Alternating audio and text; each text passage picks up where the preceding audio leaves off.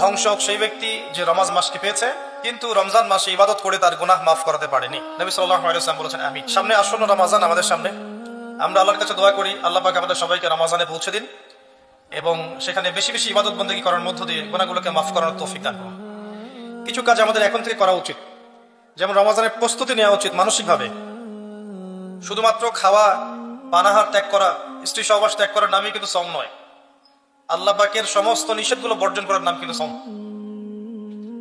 না খেয়ে থেকে কেউ যদি মিথ্যা কথা বলে, রোজা অবস্থায় কেউ যদি মিথ্যা কথা বলে, মাপে কম দেয়, গীবত করে, সুদ খায়, জেনা করে, দুর্নীতি করে, তার কি রোজা হবে? ওলামায়ে কেরাম যে কারো কাছে গিয়ে ফতোয়া নিয়ে নেন, যে কোনো মাযহাবের ওলামায়ে কেরামের কাছে ফতোয়া নিয়ে নেন, তারা বলবে রোজা হবে না। সওম এর না, মানসিক প্রস্তুতি নেওয়া দরকার যে রমজান আসার আগেই আমি যে খারাপিগুলোর মধ্যে লিপ্ত আছি একটা একটা করে ছেড়ে দিন ইনশাআল্লাহ। রমজান মাস স্টার্ট হবে তার আগেই আমার মাসের বাজার করা থাকবে। আল্লাহ পাক যতটুকু সামর্থ্য দিয়েছেন এর আলোকে আমি মাসের বাজার করে রেখে দিব।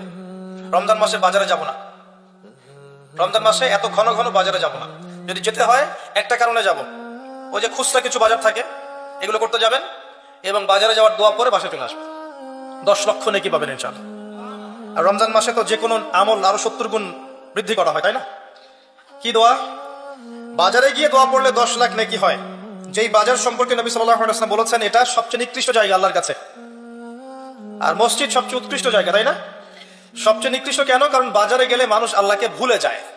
খেয়াল করে দেখবেন, বাজারে গেলে মানুষ আল্লাহকে সাধারণত ভুলে যায়, দুনিয়াবি কাজে মানুষ বেশি ব্যস্ত হয়ে যায়। এই যে আমরা আল্লাহওয়ালা মানুষের সোহবতের কথা বলি, এটাই কারণে যে তারা আপনাকে আল্লাহর কথা স্মরণ করায় দিবে।